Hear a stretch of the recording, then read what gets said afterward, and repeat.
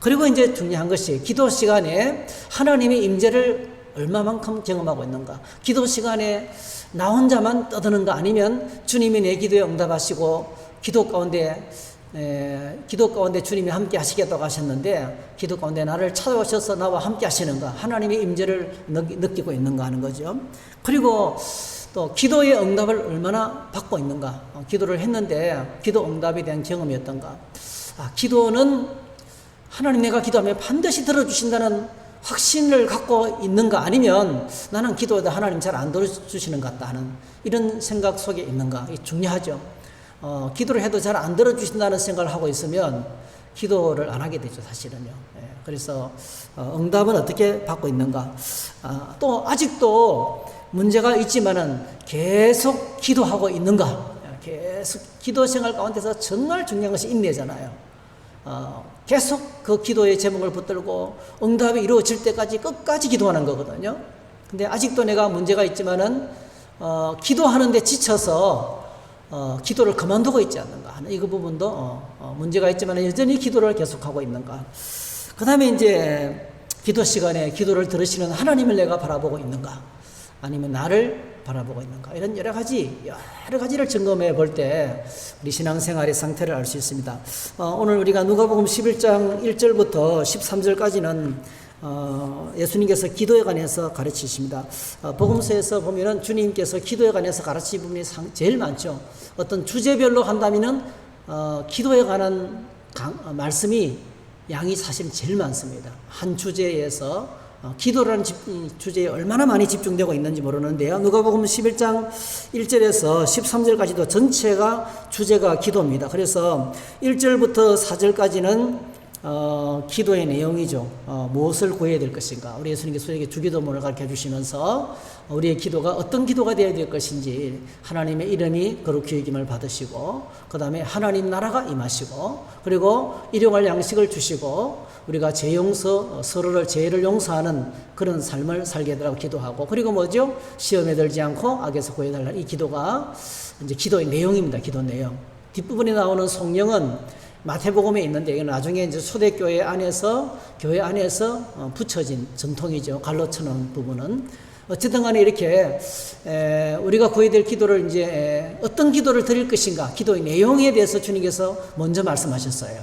기도는, 기도의 내용이 중요하죠. 그래서 어떤 요즘에 보면은 막 많은 말로 기도하는 것도 중요하지만은, 그 쓰는 기도가 있어요. 쓰면서 하는 기도는 정말 꼭 필요한 부분만 하게 되거든요.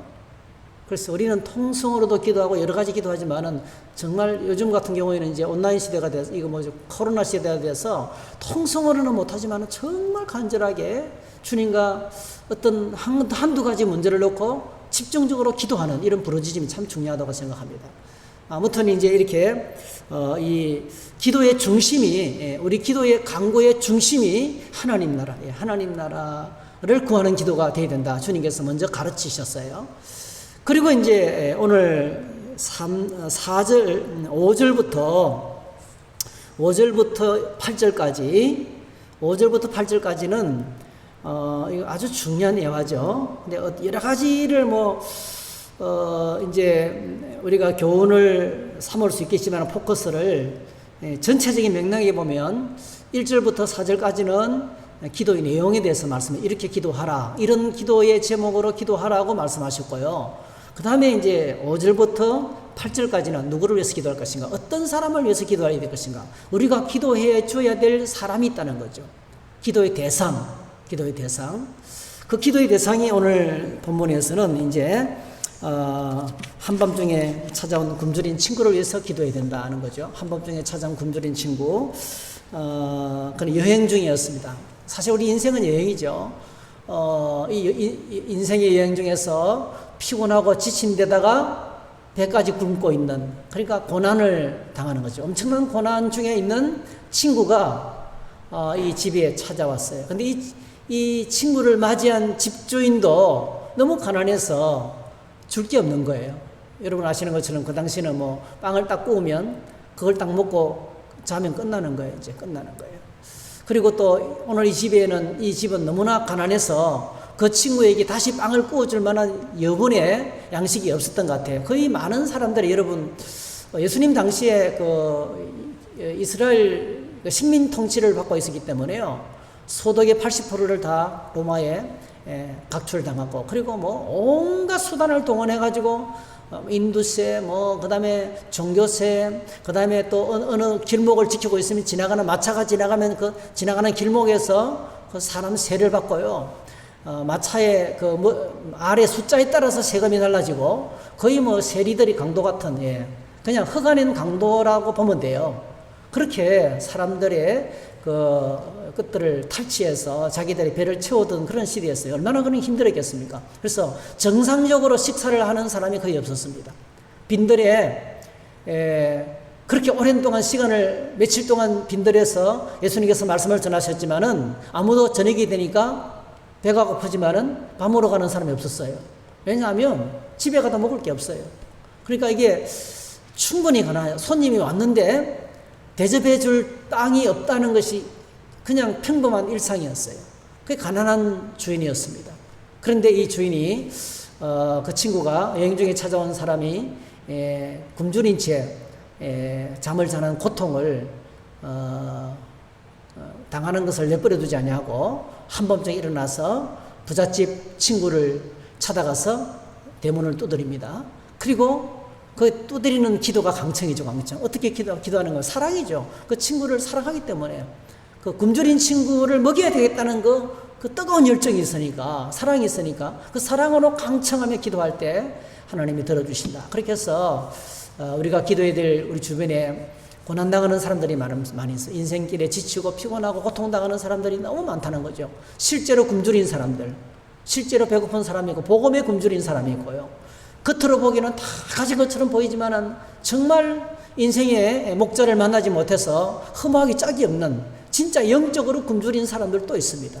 그들을 위해서 우리가 기도해야 된다. 그래서 기도의 세계가 나만을 위한 기도에서 벗어나서 이렇게 주변을 돌아보면서 고통당하는 사람을 위해서 하는 기도가 어떤 기도겠어요 이게요? 이게 하나님 나라를 구하는 거죠. 하나님 아버지의 마음이 아니면 불가능해요. 하나님 아버지의 마음으로 바라볼 때 그 영혼을 향한 그 열정이 일어나고 그리고 우리가 이런 넓은 마음으로 고통당하는 사람을 위해서 기도할 수 있겠습니다. 그래서 하나님 나라의 그 맥락에서 기도의 대상에 대해서 이렇게 말씀을 해 주셨고요. 그리고 이제 9절부터 13절까지는 이렇게 기도하면 하나님이 응답하신다는 확증입니다. 응답의 확증을 이렇게 들려주셨습니다. 여러분 잘 아시는 것처럼 기도 생활에서 유명한 일화를 남겼던 분들이 참 많이 있습니다. 그 중에 하나가 이제 가장 대표적인 사람이 조지 뮬러라는 영국의 가난한 시골교회 목사님이셨을 거예요. 여러분 조지 뮬러는 약 3,000명 이상의 그 고아들을 이제 먹이면서 매 끼니마다 아이를 먹일 양식이 없었어요. 그래서 이제 매 끼니마다 식탁을 차려놓고 그릇을 딱 준비해놓고 자 기도하자. 그러면 기도 가운데 정말 막 여러 기적들이 나타나는 거예요. 시장에서 상인들이 물건을 팔다 남은 것들 가져오기 시작하고 지나가는 그러니까 왕의 귀족들 잔치에 우유나 빵을 공급하는 업자가 어떻게 좀 약간 음식을 가져갔다가 그 집에서 이거는 조금 변질된 것 같다. 빠꾸 먹은 음식들 이런 거 있잖아요. 이런 것들 이런 음식들을 막 이 조지 뮬러가 경영하는 고아원으로 싣고 오기 시작했어요. 이 도와달라고 요청한 적이 없는데 그렇게 해가지고 아이들을 다 먹이고요. 그 엄청난 아이들을 먹이고 입혔던 그래서 5만 번 응답받은 조지 뮬러의 기도입니다. 근데 여러분 조지 뮬러가 평생 동안 한 가지 제목을 놓고 가장 오래 한 기도가 있어요. 얼마 동안 기도했냐면 52년 동안 기도했어요. 52년 동안 기도해서 응답받은 그 내용이 있어요. 일화가 있어요. 그게 이제 그가 아는 사랑하는 친구 5명을 위한 사랑하는 친구 5명을 위해서 했던 기도의 일화입니다. 아주 유명한 에피소드죠. 그래서 이제 친구를 위해서 간절히 기도했는데 놀랍게도 3명은요. 3분의 친구들은 그냥 조지 뮬러의 기도의 응답으로 좀 쉽게 예수를 믿었어요. 나머지 2명이 정말 안 믿는 거예요. 근데 어느 날 이제 조지 뮬러가 자기 생애가 거의 다 끝나가고 이제 돌아가실 날이 점점 다가오는 걸 느꼈습니다. 야, 이러다가는 정말 내가 저 두 친구에게 전도할 기회가 없겠다 싶은 생각이 들어가지고 교회에, 자기가 섬기던 교회에 한 가지 요청을 합니다. 이미 은퇴하셨죠. 은퇴하고 물러났지만은 담임 목사님께 또 그 교회 당에 요청을 해가지고 내가 마지막으로 한 번만 설교할 수 있게 해달라고. 예. 그래서 마지막으로 한 번 설교를 했는데요. 놀랍게도 네 번째 친구가 그 자리에 참석해서 조지 물러의 설교를 듣고 예수 믿었어요. 할렐루야. 돌아가시기 얼마 안 된 상황이죠. 그 나머지 한 친구는요, 그 조지 물러가 세상을 떠날 때까지도 안 믿었어요. 근데 그 조지 물러가 마지막으로 세상을 떠나면서 내가 이 친구가 꼭 예수 믿었으면 좋겠다. 내가 그를 위해서 52년 동안 기도했는데 응답이 없다. 그런 말을 하고 세상을 떠났어요.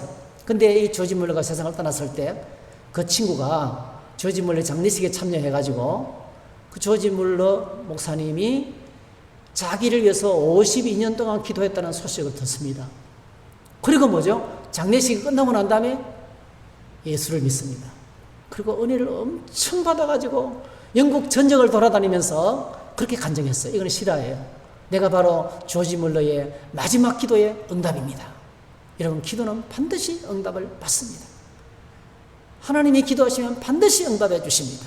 그러면서 이제 간증의 주제가 바로 그거였다는 걸, 자기가 얼마나 엉망으로 살았는데 52년 동안 자기를 위한 그 친구의 그러니까 영적으로 굶주린 친구의 행복을 위해서 조지 물러가 52년 동안 기도했는데 그 기도가 언제 이루어졌습니까?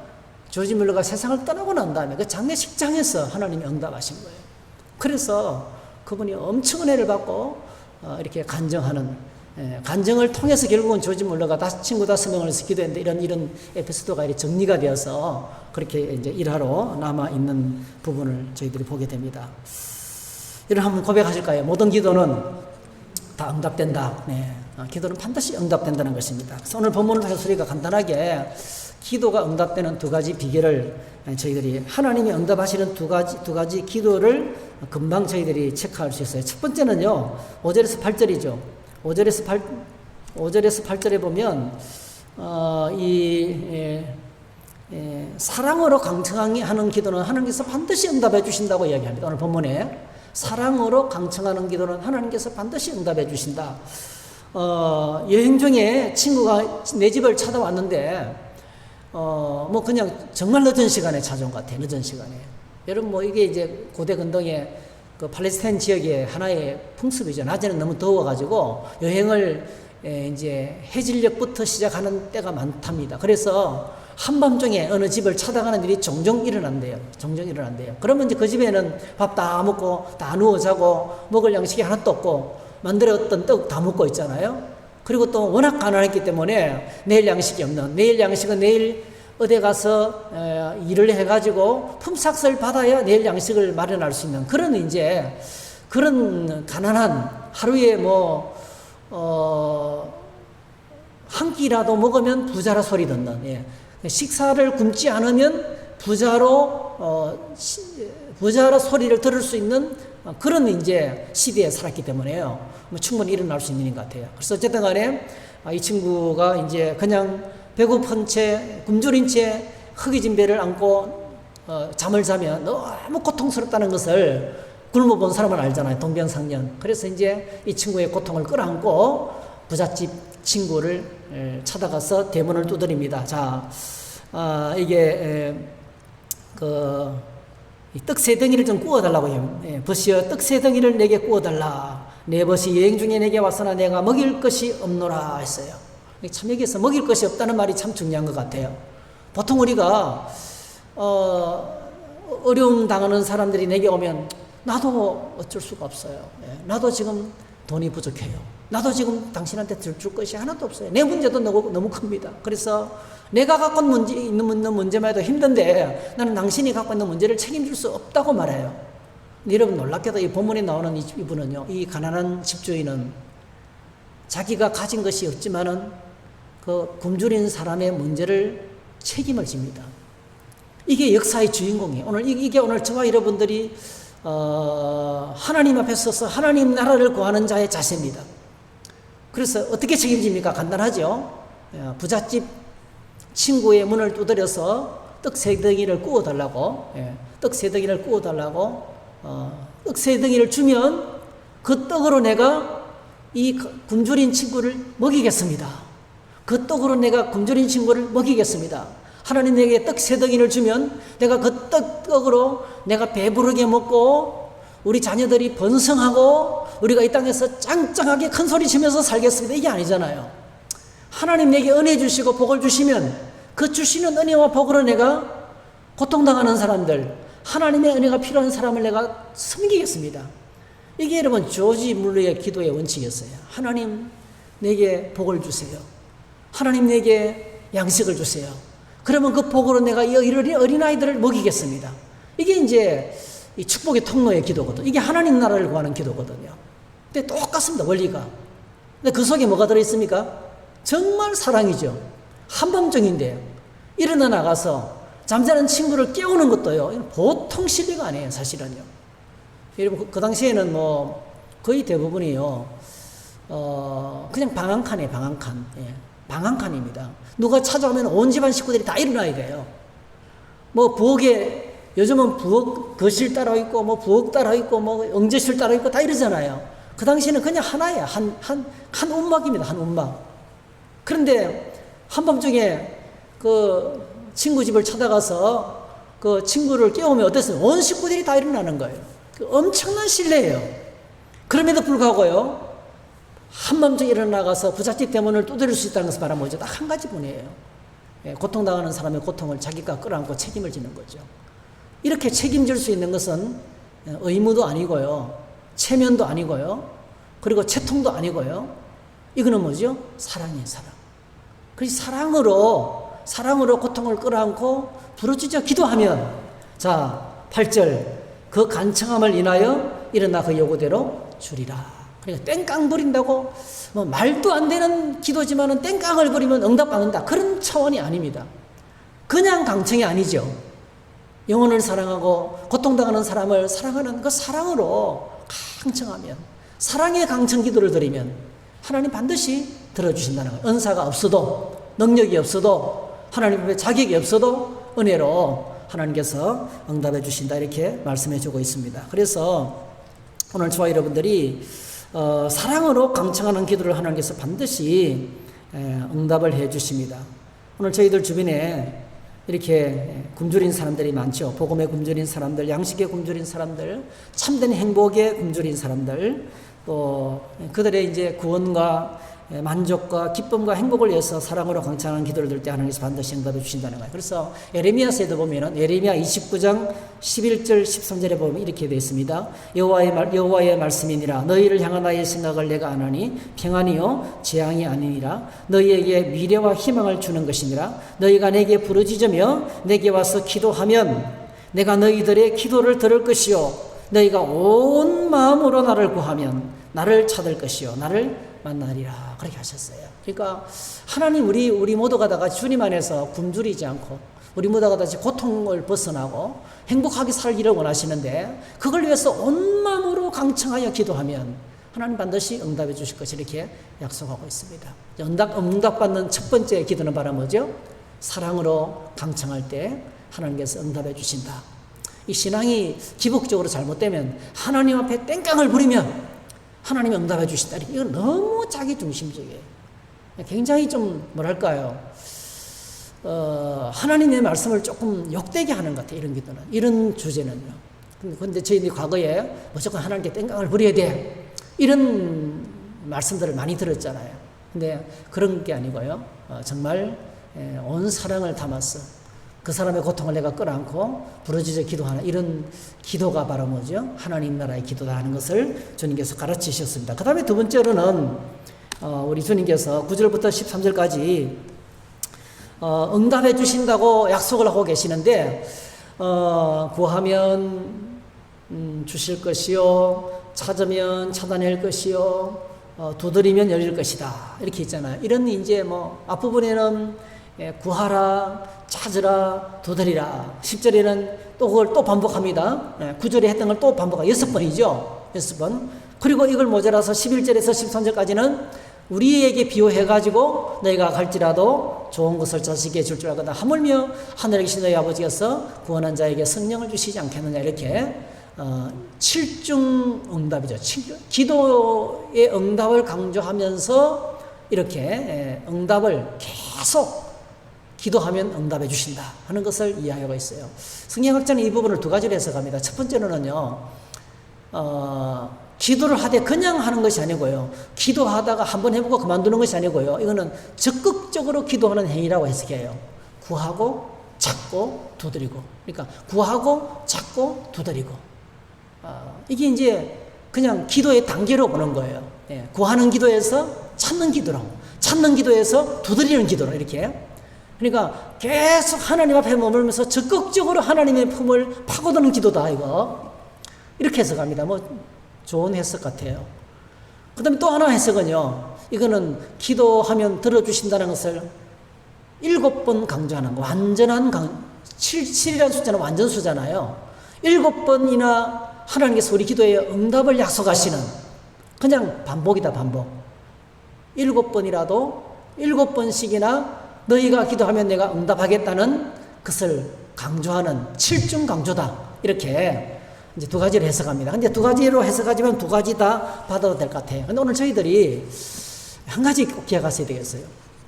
여러분, 구원은요, 기도 응답도 구원 가운데 하나인데, 구원은 내가 내 노력과 내 능력으로 받는 것이 아니고 하나님의 은혜죠.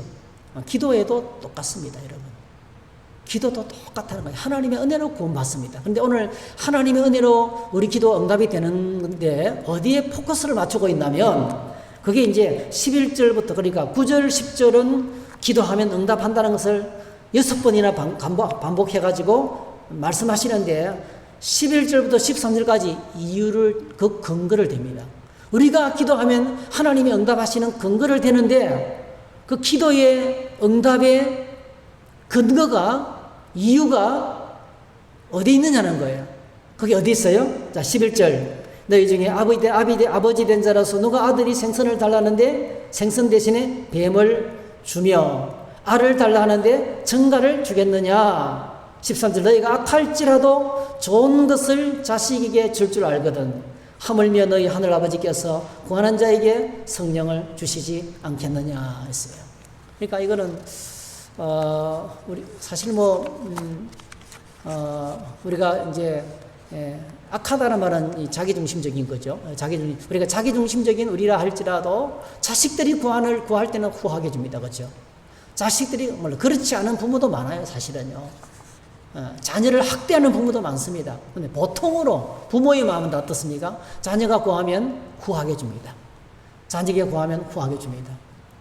지난주간에 우리 막내 아들이 아빠 책값으로 이렇게 들어갔다는 거예요. 자기가 갖고 있는 돈이 쑥 들어갔다는 거예요. 그래서 이 교과서 대금을 내줄 수 있나요? 문자가 왔어요. 그래서 뭐 10 얼마 이렇게 나왔는데요. 제가 얼마 보냈을까요? 딱 그렇게 정확하게 보내지 않죠. 그렇죠. 조금 더 많이 넉넉하게 보내는 김에 조금 더 보내는 거죠. 그게 이제 아버지의 마음이죠. 부모의 마음이죠. 후하지 않습니까? 이렇게 내 자식들에게는 후하다는 거예요.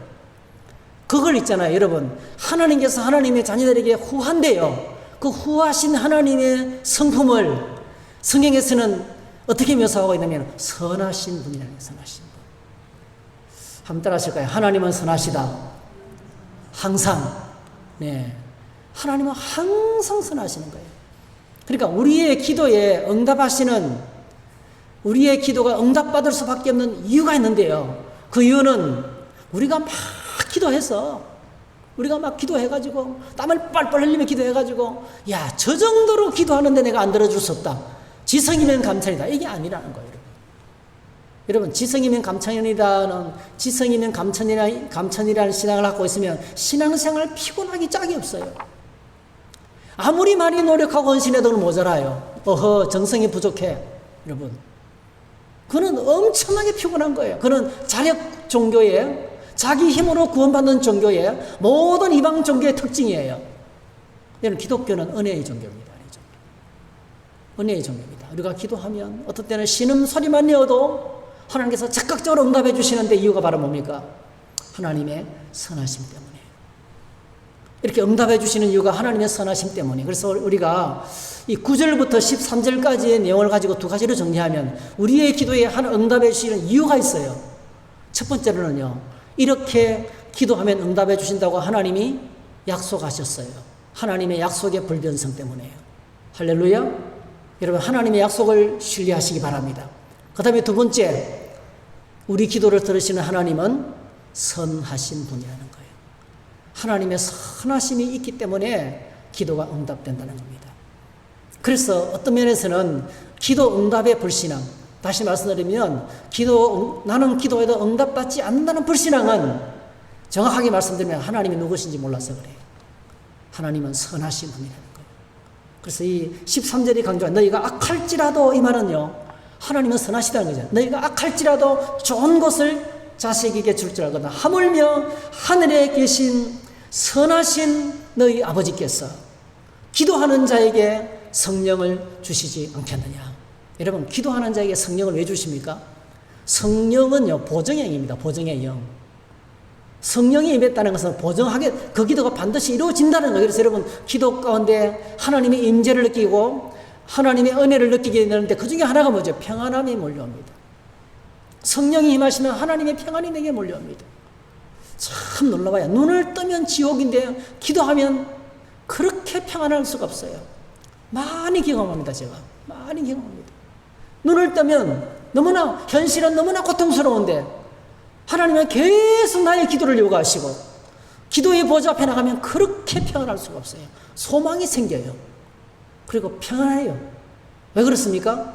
성령께서 내 기도를 이루어준다고 보증하고 계시기 때문에 그렇습니다. 그래서 어쩌면은 우리가 기도를 계속할 수 있는 것은 성령 하나님 때문인 것 같습니다. 우리가 말할 수 없는 탄식으로 우리 기도를 도우신다 하셨는데요. 오늘도 우리가 기도하며 주님 앞에 나갈 때 성령께서 우리 기도에 보증을 주시고 또 이렇게 평안을 주시고 은혜를 주시기를 축복합니다. 할렐루야. 말씀을 정리할게요. 여러분, 우리가 기도할 때 기도 생활에 이렇게 하나님의 선하심을 신뢰하고 또 특별히 사랑의 강청 기도를 드리고 그리고 나 중심의 기도보다는 뭐죠? 내 주변을 돌아보면서 하는 기도. 여러분, 나를 위한 기도는 내 주변을 위해서 믿다가 낙심한 사람들 얼마나, 여러분, 믿다가 낙심하면 평안할까요? 행복할까요? 그렇지 않습니다. 하나님의 평안이 사라집니다. 하나님의 기쁨이 사라집니다. 하나님의 평안과 하나님의 기쁨이 떠나간 사람들에게는요, 특징이 있어요. 세상 쾌락을 구한다는 거예요. 다른 걸 채워야 되니까요. 그 하나님의 기쁨만큼은 안 되지만 다른 대신 대용물로 채운다는 거예요. 그래서 얼마나 그 삶이 허한지 몰라요. 목적의식이 없어요. 저는 믿다가 낙심하신 분들, 교회를 안 나오시는 분들 보면은 마음이 안타까워요. 제 주변에 우리 가족들 중에도 있고 주변에 많이 있는데요. 얼마나 허할까. 얼마나, 보면은, 관찰해 보면요. 목적의식이 없어요. 삶의 목적이 없어요. 그냥 하루하루 살아가는 거예요. 조금 잘 되면 기뻐하고 조금 안 되면 다운되고 굉장히 기복이 심합니다. 오늘 제 믿음 안에 있는 사람들은 흔들리지 않는 소망을 갖고 살아갑니다. 그래서 오늘 저희들이 믿음 안에서 이런 분명한 확신과 확정을 갖고 저희들이 깨어 기도함으로 이렇게 하나님 나라를 구하고 나 중심의 기도가 아닌 내 주변을 돌아보면서 하는 기도를 드리면 주님께서 말씀하셨어요. 이 모든 것을 너에게 더해 주시리라. 할렐루야. 그래서 오늘 저와 여러분들이 기도 생활에 풍성한 축복, 기도 생활에 풍성한 응답을 경험하는 저와 여러분 다시 우리 저에게 그렇게 기도의 응답으로 말미암아 끝없이 간증을 하고 하나님을 더 높이고 찬양하는 그런 은혜가 있기를 주의 이름으로 축복합니다. 할렐루야. 잠시 기도하겠습니다. 사랑의 주님, 우리가 기도할 때 성령께서 역사하시고 우리가 기도할 때 하나님이 응답하시고 우리가 기도할 때 하늘에 선하시는 아버지께서 우리 기도에 응답해 주실 것을 확신하면서 날마다 기도의 보좌로 나아가는 저희들 될 수 있도록 축복해 주시옵소서. 오늘도 기도합니다. 기도 가운데 성령께서 저희들을 도와주시옵소서. 예수님의 이름으로 기도하옵나이다. 아멘. 네.